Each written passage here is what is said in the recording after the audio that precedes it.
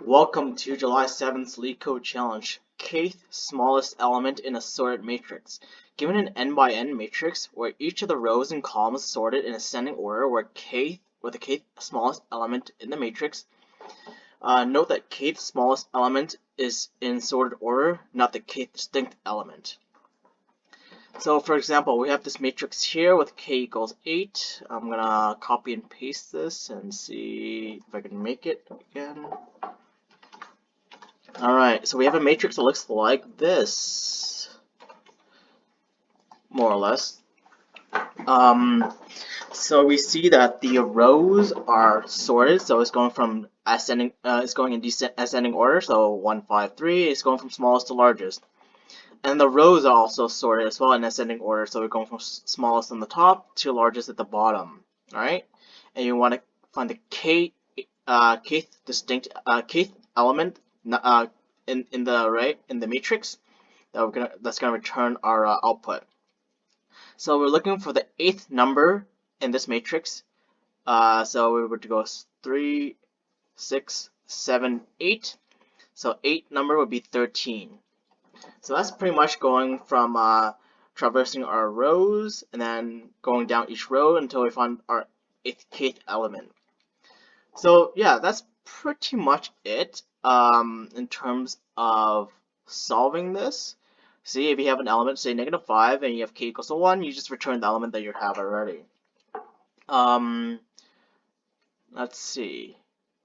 Let's say we're given an example that looks like this. So say we have 1, 3, 1, 2 actually, and then 1, 3. So actually, I should copy this. So what we should do, I think, is we're gonna probably do like a matrix flattening type of matrix flattening. Alright, we're gonna flatten out the matrix like this. You see how right now we flattened the matrix, but it's not sorted per se because we have 13, 12, 13. So we're gonna flatten the matrix, we're gonna sort it, and then we're just gonna return the k-1 element. So because yeah, basically pretty much if we have an array, it's going to be index 0, so we want to do the k-1 element.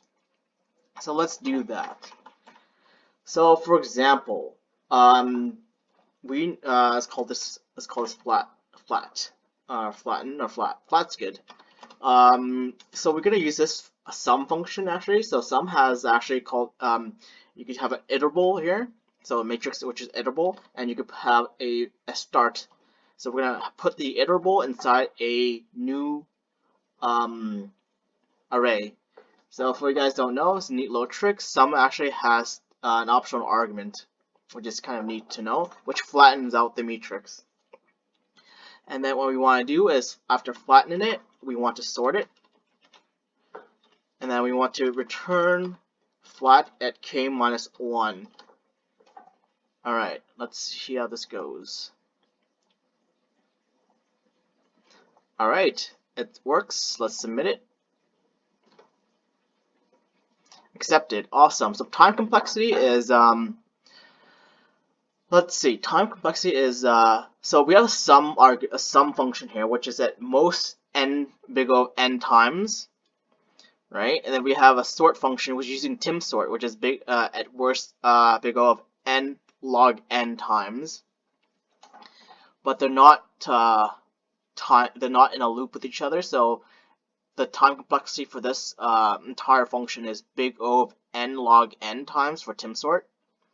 Space complexity is using this, it's a big O of n basically, so for each element in the matrix. So that's what we're going to store in our flat array. Alright, that's it. That's labeled as hard, I think, but a medium. But that was, if you know this flattening type of sum function, and it actually becomes quite useful. There's other ways of solving it using like binary search and other things like that. I haven't really looked into it, but there you go. Have a nice day.